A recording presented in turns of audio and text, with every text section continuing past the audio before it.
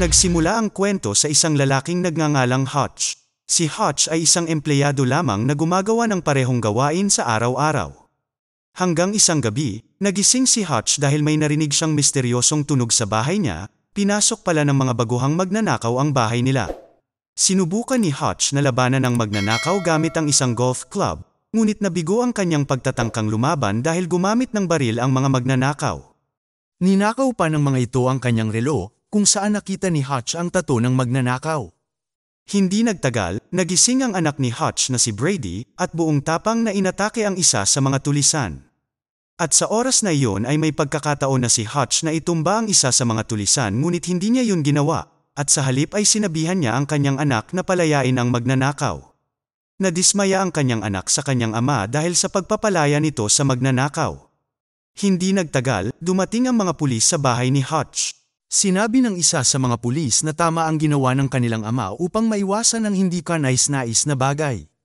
Samantalang ang isa sa mga pulis ay minaliit ang ginawa ni Hutch dahil hindi nang ahas na labanan ang mga tulisan na nagbanta sa kaligtasan ng kanyang pamilya. Dahil sa pangyayaring ito, naramdaman ni Hutch na minamaliit siya ng kanyang sariling pamilya. Nang umagang iyon ay binigyan ng assignment si Brady ng kanyang guro para makapanayam ang kanyang ama na isang veterano. Ngunit si Hutch ay hindi sundalong nakipaglaban sa digmaan. Siya ay isang auditor lamang dahilan para magpasya ang kanyang anak na kausapin na lang ang kanyang tiyuhin na isang sundalo. Dahil sa nadinig, mas lalong nanlumo si Hutch. Minamaliit din si Hutch ng kanyang kapitbahay. Sinabi nito na sana ay pumunta ang magnanakaw sa kanyang bahay para agad niya itong mabugbog. Lumipat ang eksena sa pinagtatrabahuan ni Hutch na makikita ang kanyang bayaw na si Charlie na nanghihinayang na hindi nilabanan ni Hutch ang magnanakaw. Pagkatapos ay nagbigay ng baril si Charlie na pwede niyang magamit kung sakaling magkaroon ng parehong pangyayari. Sa kabilang banda, sumang-ayon ang kanyang biyenan sa mga ginawa ni Hutch dahil ayaw niyang ilagay sa panganib ang kanyang anak. Pagkatapos ay nakipag-ugnayan si Hutch sa kanyang kapatid, si Harry, sa pamamagitan ng isang espesyal na radyo. Alam na pala ni Harry ang nangyari sa bahay ni Hutch. Pagkatapos ay ipinaliwanag ni Hutch na ang mga magnanakaw na dumating sa kanyang bahay ay isang lalaki at isang babae. Nang sasalakayin na sana ni Hutch ang isa sa kanila, nakita ni Hutch na walang bala ang baril na ginagamit ng mga magnanakaw, kaya nagpasya si Hutch na palayain ang mga ito. Pagkatapos ng trabaho, binisita ni Hutch ang kanyang ama sa nursing home. Ang kanyang ama ay isang dating agent ng FBI. Tinanong siya ng kanyang ama kung naaalala niya ba kung sino sila dati. Natulala si Hutch at naalala ang nakaraan. Pagka-uwi ni Hutch nadatnan niya ang kanyang anak na babae na si Sammy na nalulungkot at nagrereklamo dahil biglang nawala ang kanyang cat bracelet. Nakalagay pala ang cat bracelet sa tambak ng pera na ninakaw ng mga magnanakaw. Dahil sa awa ni Hutch sa kanyang anak, nagpasya siyang bumalik sa kinaroroonan ng kanyang ama para kunin ang baril nito.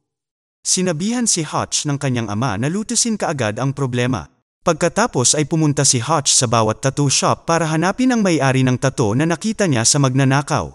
Gamit ang FBI badge ng kanyang ama, humingi siya ng impormasyon sa bawat may-ari ng tattoo shop, hanggang sa tuluyang dumating si Hutch sa isang tattoo shop na mayroon veteranong tambay na nakapansin sa FBI ID ni Hutch na expired na.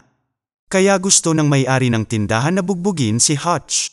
Doon ay sinubukan ni Hutch na suhulan ang may-ari ng tindahan ng kaunting pera. Subalit biglang nakita ng veterano ang tattoo card ni Hutch at sobrang natakot ang veterano at sinabing, "Thank you for your service." Nagmadaling umalis at isinara ang pinto. Nagulat sa reaksyon ng veterano, natatakot na ibinigay ng may-ari ng tindahan ang lokasyon ng may-ari ng tattoo. Pagkatapos ay agad na pinuntahan ni Hutch ang address at agad na inatake ang lalaking magnanakaw. Hiniling ni Hutch sa lalaki na ibalik ang cat bracelet na kinuha niya. Ngunit hindi alam ng mga magnanakaw ang tinutukoy ni Hutch. Sa kanyang paghahanap sa loob ng bahay ay nalaman ni Hutch ang dahilan ng mag-asawa sa pagnanakaw, na kung saan ay upang mabayaran ang mga medikal na bayarin ng sanggol. Dahil sa pagkadismaya ni Hutch ay agad itong umalis ng bahay na sobrang nagagalit. Pagkatapos ay nagpasya siyang umuwi sakay ng pampublikong bus. Habang nakaupo, biglang may sumakay na mga tulisan sa bus para pagnakawan ang isang babaeng pasahero. Si Hutch na sobrang nagagalit ay naglabas ng sama ng loob sa pamamagitan ng pambubugbog sa mga tulisan. Ang mga magnanakaw ay binugbog ng husto ni Hutch. Si Hutch pala ay napakahusay sa pakikipaglaban.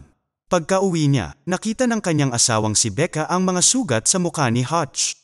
Sa ibang eksena sa isang bar, kung saan ang isang Russian mafia na nagngangalang Yulian ay pinupuri ang kanyang magaling na tauhan na si Pavel, bago nakatanggap ng balita na nasa ospital ang kanyang kapatid. Agad na tinungo ni Yulian ang ospital para kumustahin ang kanyang kapatid. Pagdating doon ay laking gulat nang makita ang kalagayan ng kanyang kapatid na naghihingalo at hindi na makakilos. Galit na galit si Yulian at pinuntahan ang bodyguard na namamahala sa pagbabantay sa kanyang kapatid. Pagkatapos ay tinatanong niya habang hinahampas ng upuan at base sa impormasyon ng kanyang bodyguard, sa wakas ay nalaman ni Yulian na ang gumawa noon sa kanyang kapatid ay isang lalaking nagngangalang Hutch. Kinaumagahan, si Hutch na madalas na laging walang gana at di sabik sa kanyang araw ay masaya na natutuwang pinagsisilbihan ang kanyang mga anak. Matapos na bugbugin ang mga tulisan at mailabas ang kanyang emosyon, mukhang tuwang-tuwa si Hutch dahil naalis na ang bigat sa kanyang isipan. Hindi nagtagal, nakatanggap si Hutch ng tawag mula sa kanyang kapatid na nagtatanong kung ano ang nangyari kagabi. At pagkatapos na makumpirma na si Hutch nga ang sangkot sa kaguluhan ay sinabi sa kanya ng kanyang kapatid na nasa panganib na ngayon ang kanyang buhay at sinabihan si Hutch na pumunta sa barberya upang malaman kung sino ang kanyang kaaway. Kinagabihan pagkatapos ng trabaho, pumunta si Hutch sa barbershop ayon sa bilin ng kanyang kapatid. Alam na ng may-ari ng barbershop ang layunin ng pagdating ni Hutch at agad na nagbigay ng dokumentong naglalaman ng impormasyon tungkol sa Russian mafia na nagngangalang Yulian. Nalaman niya na si Yulian ay isang mafia smuggler ng mga antique painting at miyembro ng Russian mafia organization na mayroong money laundering place sa Obshak. At pinagkakatiwalaan si Yulian na mamahala sa money laundering na nagkakahalaga ng daan-daang milyong dolyar na kabilang sa organisasyon ng mafia. Kasabay nito, natunto ni Yulian ang kinaroroonan ng ama ni Hutch na nagngangalang David Mansell. Ngunit hindi pa nakontento si Yulian at sinabihan niya ang kanyang malupit na babaeng assassin na maghanap pa ng mas malalim na impormasyon tungkol kay Hutch. Pagkalipas ng ilang oras sa wakas, nakipag-ugnayan ang kanyang assassin sa kanyang kaibigan na nasa Pentagon para humingi ng impormasyon tungkol kay Hutch. Dumiretso ang kaibigan niya sa archive room at nakuha niya ang impormasyong hinahanap ni Yulian. Matapos malaman kung sino si Hutch ay agad namang nagbitiw ang kanyang assassin. Si Yulian, na nakakakilala kung sino si Hutch, ay mukhang nagulat at sinabihan ang kanyang mga tauhan na hulihin ng buhay si Hutch. Kinagabihan, nang si Hutch ay naghahapunan kasama ang kanyang pamilya, ang kanyang bahay ay biglang inatake ng mga tauhan ni Yulian. Pagkatapos ay itinago ni Hutch ang kanyang mga anak at asawa sa basement upang harapin niya si Pavel at ang mga tauhan nito. Gamit lamang ang isang kutsilyo ay lumaban si Hutch sa pamamagitan ng pagpaparalisa sa kanila. Ngunit sa huli, siya ay nahuli at kinuha ni Pavel. Kinaladkad si Hutch papasok sa likod ng isang sasakyan para dalhin kay Yulian. Habang nasa daan, nagising si Hutch at nakakita ng extinguishing gas. Pagkatapos ay sinabuyan niya ng gas ang sasakyan kaya nabangga ang sasakyan sa poste ng ilaw at tumigilid. Nakaligtas si Hutch ngunit namatay kaagad si Pavel at kanyang mga kasama. Pagkatapos ay nagmadaling bumalik si Hutch sa kanyang bahay at sinabihan ang kanyang ama na maging alerto at mapagbantay, pinalabas din niya ang kanyang pamilya na nagulat sa nangyari sa kanilang bahay. Pagkatapos ay sinabi ni Hutch sa kanyang asawa at mga anak na magtago muna sa isang ligtas na lugar. Lumipat ang eksena sa ama ni Hutch na binisita ng mga tauhan ni Yulian. Papatayin na sana nila siya ngunit nagulat sila na handang-handa na ang matanda na nilalabanan sila pabalik. Pagkatapos itago ang kanyang pamilya, si Hutch na nasa harap ng mga tauhan ni Yulian na nag-aagaw buhay. Habang nakaupo nagkwento si Hutch ng tungkol sa kanyang nakaraan noong siya ay aktibo pang nagtatrabaho bilang isang assassin ng ahensya ng FBI Intelligence at ang kanyang trabaho ay pumatay ng mga kriminal o mafia na hindi sumusunod sa batas. Isang araw siya ay naatasang pumatay sa kanyang target, ngunit ang target ay nakiusap na palayain siya dahil ito ay nagsisisi na. Dahil sa awa, hinayaan ni Hutch na mabuhay ang target. Makalipas ang isang taon, muling nakita ni Hutch ang target na dapat niyang patayin. Umaasa si Hutch na magkakamali ang kanyang target para agad niya itong mapatay. Sa kabutihang palad nalaman ni Hutch na ang kanyang target ay namuhay ng tapat at nagkaroon na ng pamilya. Nakita niya na ngayon ay masayang namumuhay ang kanyang target. Naiinggit si Hutch at gusto niya ng parehong buhay katulad niya. Kaya nagpasya si Hutch na huminto sa pagtatrabaho bilang isang assassin sa ahensya ng intelligence at nagpasya na magpakasal at mamuhay ng masayang buhay. Sa kanyang mga kwento ay bigla niyang nakita ang bracelet ng kanyang anak na nahulog lang pala sa ilalim ng sofa. Pagkatapos, sinunog ni Hutch ang bahay kasama ng mga alip-oras ni Julian sa loob. Si Julian na nakita ang tungkol sa pagkamatay ni Pavel ay naging emosyonal na magsimulang magplano na atakihin si Hutch. Habang si Hutch na naghahanda ng mga armas at pampasabog para salakayin ang lugar ni Julian. Bago pa man makapagplano ng pagsalakay si Julian, si Hutch ay inunahan na si Julian, na nagtungo na sa Obshak at inatake ang imbakan ng pera ng grupo ng mafia at sinunog ni Hutch ang daan-daang milyong dolyar sa Obshak.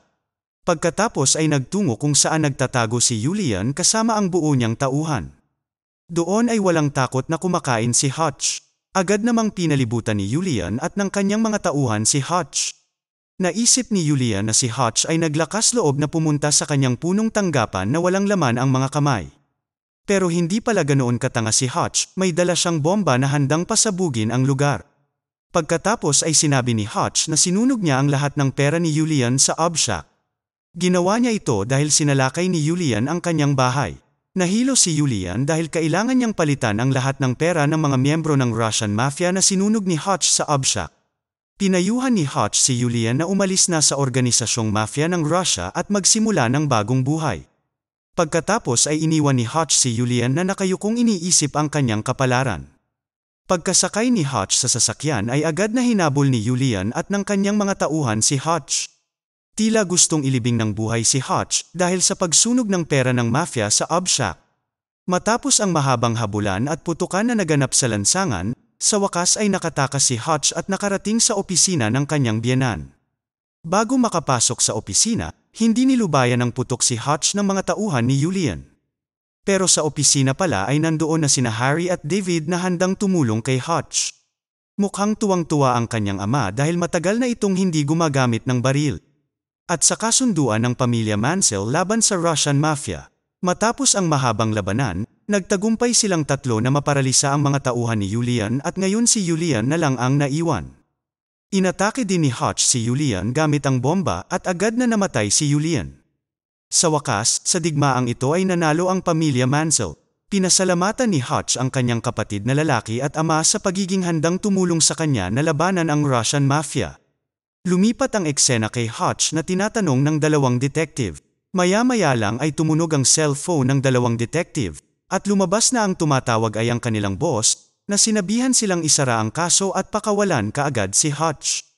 Sa pagtatapos ng pelikula, si Hutch at ang kanyang asawa ay makikitang nakatingin sa isang bagong bahay at hindi nagtagal, nakatanggap si Hutch ng tawag mula sa isang tao.